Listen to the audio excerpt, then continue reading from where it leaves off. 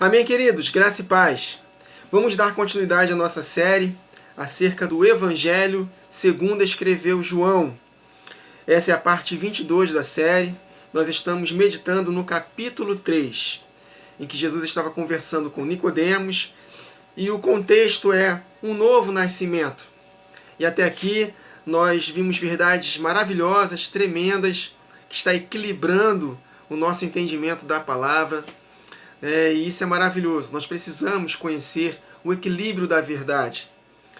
Volta e meia eu falo isso para os irmãos, é importante nós sabermos disso, que a Bíblia ela não foi escrita originalmente com divisão de capítulos e versículos. Isso foi feito pelo homem para poder facilitar a nossa pesquisa. E nesse ângulo ajudou muito a gente. A gente tem facilidade para encontrar determinadas passagens da palavra. Por outro lado, atrapalhou muito, meus irmãos, porque nós temos a tendência de isolar versos, isolar capítulos e não compreendermos o contexto. Então nós precisamos entender desta forma. A palavra de Deus, ela foi escrita direto. Amém, queridos? É como um livro, direto. E tem um contexto. E o Espírito ele fez com que a palavra fosse um quebra-cabeças. Ele revelou alguns detalhes, por exemplo, para um determinado profeta, para outro profeta ele detalha mais, para outro ele resume, enfim. Os apóstolos escreveram suas cartas de forma resumida, dá para notar claramente que foram escritas de forma resumida, porque quando eles estavam presentes, eles ensinavam de forma mais detalhada. Depois que eles iam embora, eles escreviam e davam o resumo daquela matéria, se é que a gente pode dizer assim. Quando eu estava com vocês, eu falei sobre isso e isso, mas num resumo. E este resumo veio para nós. Agora, para que nós possamos compreender o que estava na mente dos apóstolos ao escreverem suas cartas, por exemplo, nós temos que ir para o Antigo Testamento e meditar. Então, meus irmãos, é dessa maneira que nós vamos receber a iluminação da verdade. Então, é nessa vibe que estamos meditando aqui em João capítulo 3. Então, eu já falei isso para os irmãos, não fiquem saturados com a série, porque essa série vai ser longa, é bem provável que ela chegue até a parte 100. Então, cada gravação de João é uma revelação diferente, é um tema novo, enfim, coisas grandiosas serão ditas, meus irmãos, ao longo dessa série. João é um livro maravilhoso, um livro especial. Eu já tenho meditado nesse Evangelho de João há muito tempo e, de fato, Deus tem revelado verdades tremendas, tremendas, meus irmãos. E eu estou maravilhado com a excelência das revelações. Então, gostaria muito que os irmãos não desistissem. Eu tenho percebido isso. O número de visualizações está diminuindo com a série de João, mas não desanimem. Vamos dar continuidade, porque tem coisas maravilhosas para nós meditarmos. Eu sei que o nosso tempo é corrido, mas tempo com Deus é o melhor investimento que nós podemos fazer na nossa vida, porque vai repercutir para toda a eternidade e vai nos deixar qualificados para vencermos a nossa natureza terrena. Lembra que nós meditamos? Se você acompanhou, eu acho que foi 2 ou 3 vídeos atrás de João, que nós meditamos que a única maneira de nós vencermos a nossa natureza terrena é renovando a nossa mente pela palavra de Deus. É daqui, meus irmãos, que flui tudo na nossa vida. É na nossa mente que nós vencemos o nosso maior inimigo, que somos nós mesmos, a nossa natureza terrena. Então, se nós estamos com a mente cheia da palavra, as nossas ações, consequentemente, elas serão ações de santidade, de obediência à lei do Senhor. Agora, se a nossa mente não está cheia da palavra, as nossas ações vão ser como base, como consequência, aquilo que nós estamos ouvindo neste sistema que jaz no maligno, um sistema contrário à lei do Senhor. Então, a nossa carne, nossa natureza terrena vai clamar, e aquilo que está na nossa mente, nós vamos ceder, nós vamos praticar. Agora, quando a nossa natureza terrena clama, mas a nossa mente está saturada da palavra de Deus, aí o Espírito Santo vem e nos ajuda nessa fraqueza, porque Ele é o Espírito da verdade, né? Quando eu falo do Espírito Santo, né, eu só tenho em mente a ação do Pai e do Filho, a maneira como eles agem, a unidade deles. Então, o Espírito Santo, ou a ação do Pai e do Filho, vem e nos ajuda na nossa fraqueza. Essa comunhão do Espírito vai nos capacitando para podermos vencer. É por isso que Deus falou para Josué: medita na minha palavra dia e noite, tendo cuidado de fazer tudo quanto está escrito. Ou seja, se você meditar na minha palavra, você vai ter o cuidado de fazer tudo que está escrito, porque a sua mente vai estar cheia da palavra e as suas ações serão consequência daquilo que está na sua mente. O salmista: escondi a tua palavra no meu coração para não pecar contra ti. Amém, queridos? Então é necessário investirmos tempo com a palavra. Por isso que Satanás está tentando nos distrair com as coisas deste mundo, até coisas lícitas que não são pecados, mas que com certeza vai tomar o tempo devido que nós devemos ter com o Senhor. Eu nunca me esqueço de Lucas 10, em que Jesus estava na casa de Maria e Marta, Marta agitada para um lado e para o outro, fazendo coisas lícitas, e ela ainda falou para Jesus: Jesus, fala com a minha irmã para me ajudar. E Jesus deu uma invertida nela. Eu falei: Marta, Marta, você está muito agitada. Você não está discernindo o tempo. Agora não é hora de fazer nada. É hora de você parar tudo, estar aos meus pés e me ouvir. Palavras de vida eterna. Há tempo para todo propósito debaixo do céu. Agora não é tempo. Então esse tempo de Maria, Satanás quer tirar de nós. Por isso que o apóstolo Paulo fala em 2 Coríntios que todas as coisas me são lícitas, mas nem todas as coisas me convêm. 2 Coríntios 6, eu acho. Porém, eu não me deixarei dominar por nenhuma delas. Então, que os afazeres deste mundo, ainda que lícitos, não ocupem o lugar devido para Deus. Há um tempo para todas as coisas. Então nós temos que todos os dias, meus irmãos, tirar um tempo para estar aos pés de Jesus, meditando nessa palavra, para que nós possamos ter força para vencermos as inclinações da nossa carne. E essa força vem do Espírito Santo. Mas o Espírito Santo, a comunhão do Pai e do Filho, a manifestação do Pai e do Filho em nós, ele só se manifesta pela verdade. O Espírito que nos guia em toda a verdade. Amém, queridos? Então, na última gravação, nós paramos no verso 15. Eu vou dar continuidade a partir do verso 16. Então, os irmãos, é um contexto, então que os irmãos, se os irmãos puderem escutar pelo menos a última gravação, para nós pegarmos aqui a continuidade.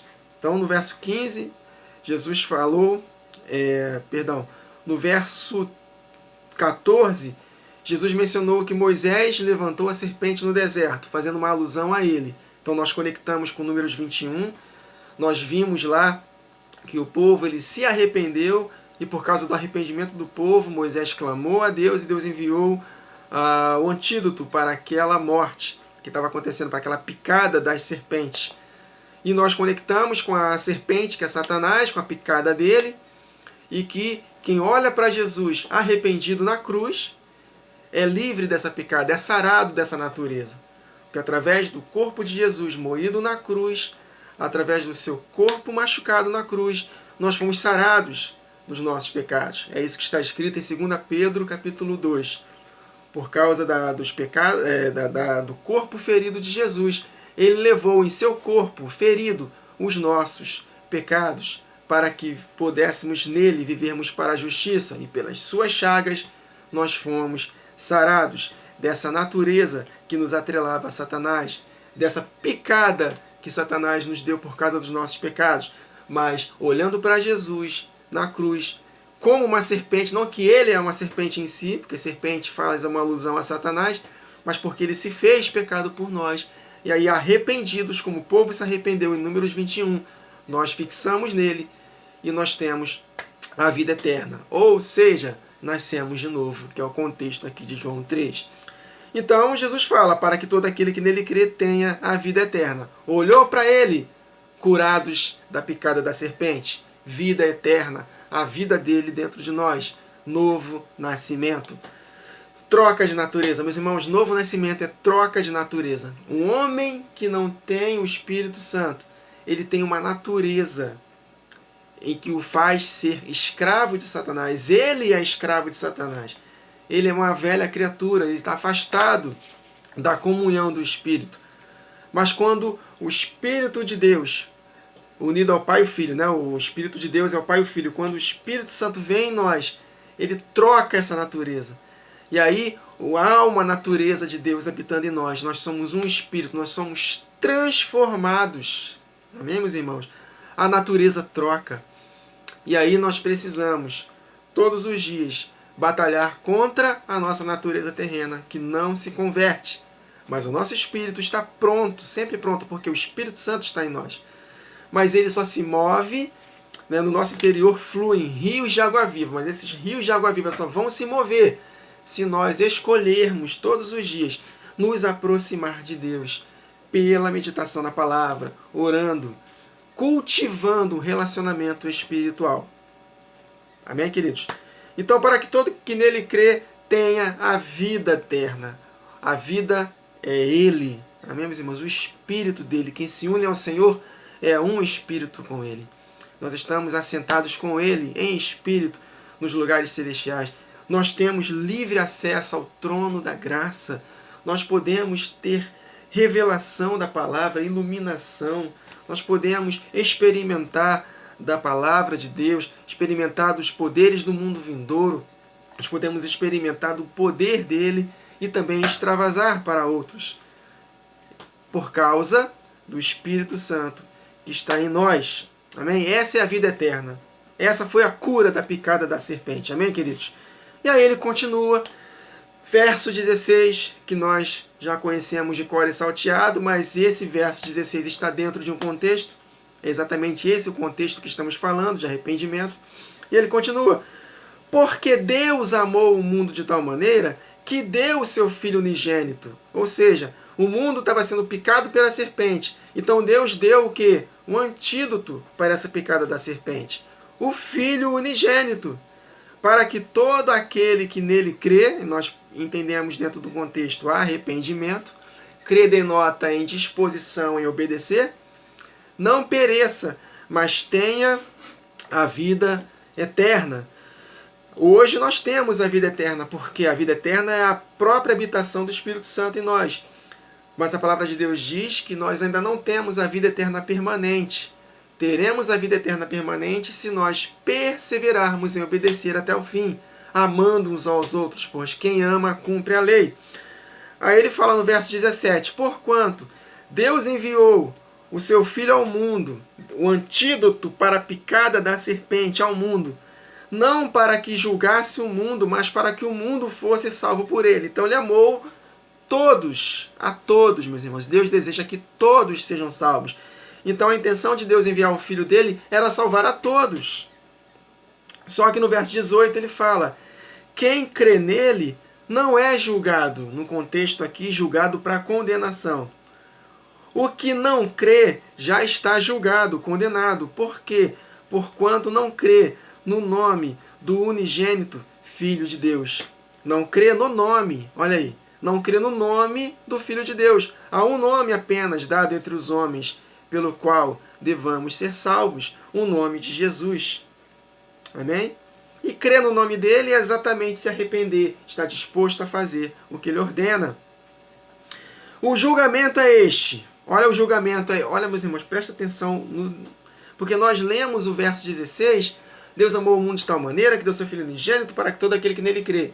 E aí a gente pensa que o crer é simplesmente só acreditar que Jesus veio ao mundo, morreu na cruz, beleza, não independe das minhas obras, não é o que eu faço, né? É o que Jesus fez, mas não é assim que a gente aprende na palavra.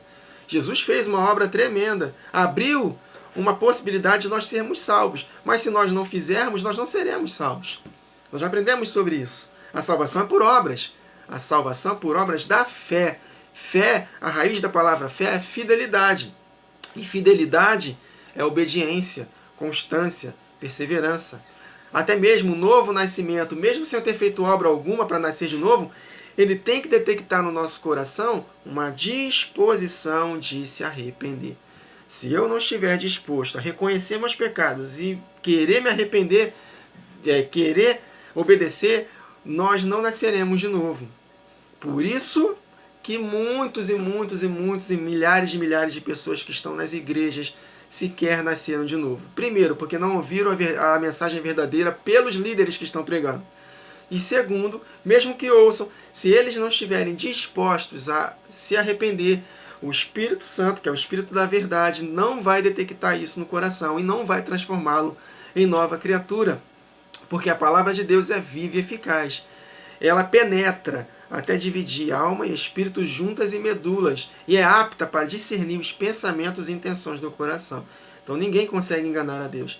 Se esse homem está querendo nascer de novo só para poder ter seus problemas resolvidos e quer continuar na prática do pecado, mesmo que ele até mesmo repita uma oração, até mesmo sirva na igreja, até mesmo pregue, por que não? Mas se essa pessoa, ela, de fato, ela não está disposta a abandonar os seus pecados, ela de fato sequer nasceu de novo. E se ela nasceu de novo genuinamente e no decorrer da jornada voltar a pecar deliberadamente, acabou para ele também. Amém, queridos? Essa é a palavra de Deus. Esse é o equilíbrio da palavra. Não quer dizer que nós não vamos errar no percurso. O justo cai 7 vezes, mas em todas as 7 o Senhor o levanta, se ele se arrepender, é claro. Agora, pecar deliberadamente, eu sei que aquilo é errado, e eu voltei as costas para o Senhor, eu vou continuar pecando. A natureza terrena está maior, eu fui vencido pela carne. Então, por exemplo, eu vou continuar mentindo. Eu sei que é pecado, mas eu quero voltar a mentir. Eu tenho uma empresa, fiquei durante um tempo pagando os impostos tudo em dia direitinho. Não, quer saber? Vou pagar imposto mais não. Eles estão me roubando mesmo. Então, deliberadamente, vou voltar a sonegar imposto. Então, para esse, não resta mais sacrifício pelos pecados. Nasceu de novo, entendeu a mensagem, beleza, lutou contra a prostituição. Chega um determinado momento da vida que eu estou vencido pela minha vontade de se prostituir. Quer saber? Eu vou continuar vendo meus vídeos na internet de pornografia. Ou vou abandonar minha mulher, eu vou trair com outra, vou sair com outros, né? Enfim, eu não vou mais lutar, enfim. Já era, meus irmãos. Já era. Se entregar para o pecado deliberadamente, meus irmãos, é condenação. Então é esse o contexto que Jesus está dizendo aqui. Aqui é o contexto de novo nascimento. Se a pessoa não está disposta a abandonar seus pecados, a picada da serpente não vai cessar. E muitos estão sendo picados e mortos pelas picadas da serpente, porque não houve arrependimento. Então o julgamento é este, verso 19. Que a luz, que é Jesus, veio ao mundo. E os homens amaram mais as trevas do que a luz. Por quê? Porque as suas obras eram más. Eu vou falar de novo. A luz veio ao mundo, que é Jesus. Está falando dele. O antídoto da picada da serpente. Mas os homens amaram mais as trevas do que a luz. Este é o julgamento para a condenação. Por quê? Porque eles amaram mais as trevas do que a luz. E Jesus explica por quê. As suas obras eram más. Então, o que condena o ser humano para condenação eterna é obras más. E é óbvio que o que vai salvar este ser humano da condenação eterna para a vida eterna é o quê? Obras boas. Simples assim. Ora, se a condenação são obras más, é óbvio que a salvação é por obras boas. Qual é a dificuldade de entender a interpretação desse texto aqui tão simples, meus irmãos? Eu não preciso nem conectar com nada aqui. É claro que nós precisamos conectar com a palavra. Mas basta ler esse texto aqui de forma simples que nós vamos entender. O julgamento de condenação, porque quem não crer já está condenado. Jesus veio para salvar o homem, mas o homem só é salvo se ele abandonar as más obras. Simples assim. E o julgamento para o condenado é o quê? Que a luz veio ao mundo, que é Jesus. Só que os homens amaram mais as trevas do que a luz. Por quê? Porque as suas obras eram más. Condenação eterna, mais obras sem arrependimento. E salvação eterna, boas obras. Simples assim. Falando de vida eterna, Romanos capítulo 2, o que está escrito lá? Se não me engano, no verso 7. Por aí. Apóstolo Paulo, a vida eterna é esta. Aí ele vai e fala lá, é para aqueles que perseverarem em fazer o bem. Olha aí, fé, fidelidade, perseverança, obediência, em fazer o bem, boas obras. Para estes é a vida eterna permanente. Estes que perseveram em praticar o bem buscam glória, honra e incorrupção. Mas haverá ira e indignação para os que praticam as más obras. Simples assim, está lá no texto. Conseguiram compreender o contexto? Mais obras, condenação. É óbvio que as boas obras vai gerar a salvação eterna. João Batista, falando para os fariseus, me mostrem os frutos dignos do seu arrependimento. Se não houver frutos, ações de santidade, obediência, não tem, meus irmãos, salvação, não tem fé. E sem fé é impossível agradar a Deus. Nós somos salvos pela graça mediante a fé, meus irmãos. A fé denota em obedecer. A fé, para que nós possamos crer nas coisas espirituais, só pode ser de Deus, claro, não vem de nós mesmos. Nós, pela nossa natureza terrena, nós não vamos crer nas coisas do Espírito, porque vão parecer loucura para nós. Agora, essa fé, ela precisa de obras, ações correspondentes. Quando Tiago fala de fé com obras no capítulo 2, o contexto ali é obediência aos 10 mandamentos. Simples assim. Então, se eu negligencio um só mandamento, eu estou negligenciando todos. Eu posso praticar os 9, mas se um, por exemplo, se eu matar e não me arrepender, condenação. Se eu me adulterar e praticar os outros 9, eu vou ser condenado pela prática de adultério. Vocês estão conseguindo compreender? Agora, práticas deliberadas, sem arrependimento. Ah, eu nasci de novo, pequei, adulterei, já estou condenado? Claro que não. Há arrependimento. E arrependimento não é só o simples fato de pedir perdão. Ah, me perdoa e amanhã eu faço de novo. Claro que não. A palavra de Deus, ela discerne os pensamentos e intenções do nosso coração. Agora, quando há genuína vontade de mudar, aí sim Deus perdoa e Ele vai dando força. Entretanto, essa força dele só vem quando nós fazemos a nossa parte. Nós meditamos na palavra, porque todas as nossas ações são consequências dos nossos pensamentos. Por isso que nós temos que meditar na palavra de noite. Dia e noite, meus irmãos. Sem a palavra de Deus em alta na nossa mente, nós jamais seremos transformados. É isso que está em Romanos 12, 2. Não se amoldem ao padrão deste mundo de pensar, que vai fazer com que vocês pratiquem a iniquidade e serão condenados. Mas transformai-vos pela renovação da nossa mente. Pela palavra de Deus, claro. Amém, queridos? Entenderam o contexto? É lindo falar o texto de João 3,16. Mas esse texto tem um contexto. Então, quem crê em Jesus, ou seja, que pratica boas obras, tem a vida eterna. Não é julgado para condenação. Mas quem não crê, ou seja, pratica mais obras, já está julgado. Porque não crê, ou seja, não obedece no nome do Filho de Deus. Porque é o contexto. O crer aqui é obedecer. É fazer boas obras. Tanto que ele fala no verso 19, ele explica. O julgamento para a condenação é este, que quem não creu em mim. O que não é crer em mim? Que eu, a luz, o antídoto da picada da serpente, veio ao mundo. Só que os homens amaram mais as trevas do que a luz, porque as suas obras eram más. Então não basta só olhar para a cruz. Ah, eu olho para a cruz, beleza, Jesus, maravilha, lindo, maravilhoso, morreu por mim na cruz. Mas se eu continuo praticando o pecado, de nada vai valer eu olhar para a cruz. Então entenda que o olhar para a serpente, no contexto de Números 21, nós vimos isso na última gravação, não é o olhar em si, mas é um olhar disposto a se arrepender. Foi por isso que Deus enviou essa serpente. O antídoto foi a construção da serpente por Moisés na haste. Mas teve um contexto, ele só mandou aquele antídoto por causa da disposição do povo em se arrepender. Ouçam só a última gravação. Entretanto, da mesma forma, se nós quisermos olhar para Jesus na cruz, nós precisamos estar dispostos a se arrepender. como consequência de uma disposição de se arrepender, aí ele vem e nos livra dessa pecada, nos sarando. Amém, queridos? Aí ele continua, verso 20. Pois todo aquele que pratica o mal aborrece a mim, a luz. Meus irmãos, a palavra é muito simples. Pois todo aquele que pratica o mal obedece à luz. Aborrece a luz.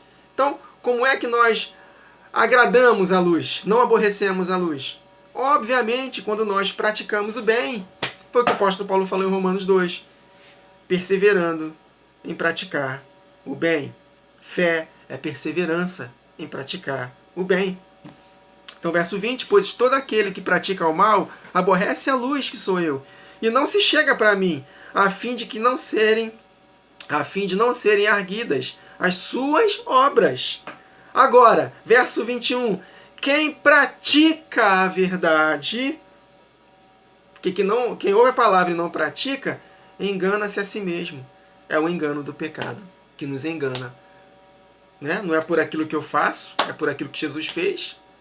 Olha o sofisma de Satanás. A mensagem é linda, dá vontade até de chorar. Não é por aquilo que nós fazemos, mas por aquilo que Jesus fez. Aleluia! Vamos obedecer, vamos exaltar a obra de Jesus na cruz. Eu choro, levanto minhas mãos no culto. Jesus é lindo, maravilhoso. Acabei de prostituir na internet. Vou olhar para Jesus. Jesus, tu és lindo, maravilhoso. Não é por aquilo que eu faço, é por aquilo que o Senhor fez. Obrigado, Jesus. Eu choro, estou perdoado.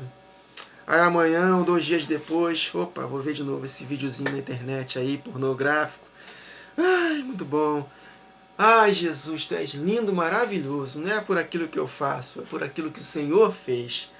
Então, por causa da sua graça irresistível, maravilhosa, que onde abundou o meu pecado, superabunda a sua graça. Então não vou ter o peso da condenação, não vou ficar triste, porque o Senhor me perdoou na cruz. Todos os meus pecados, passados, presentes e futuros, já estão perdoados. Uma vez salvos, salvos para sempre. Quem pratica a verdade aproxima-se da luz, a fim de que as suas obras sejam manifestas, porque são feitas em Deus. A árvore que não frutifica, o Pai corta. E o frutificar é obedecer. Lembra que o apóstolo Paulo fala em Gálatas 5, a partir do verso 16? Ele dá uma lista gigantesca das obras da carne. E depois ele fala, porém, o oposto disso, o fruto do Espírito é amor, paz, bondade, benignidade, fidelidade, mansidão, domínio próprio. Né? Contra estas coisas não há lei, ou seja, contra estas coisas não há o domínio do pecado, da carne do ser humano, da natureza terrena do ser humano, já inclinado para o mal. Então, o oposto das obras da carne é o fruto do Espírito. Então, quem não frutifica, ou seja, quem não deixa de praticar as obras da carne, andando em santidade, obedecendo a Deus, praticando a verdade, esse não vai frutificar. A frutificação são ações de santidade, obediência. Quando nós obedecemos a verdade, lutando contra a carne, vencendo porque nós meditamos na palavra dia e noite, aí sim, quando nós meditamos na palavra de todo o coração, o Espírito vem e nos ajuda na nossa fraqueza, aí sim, nós vamos suplantar os desejos do corpo e viveremos. E aí sim seremos guiados para a eternidade, a vida eterna definitiva, que vai se manifestar no último dia. Amém, queridos? Então meditamos aqui até o verso 20. Na próxima gravação, daremos continuidade no capítulo 3 de João. Habite ricamente na mente de todos nós a palavra de Cristo Jesus. Até a próxima gravação, queridos. Que o Senhor nos abençoe.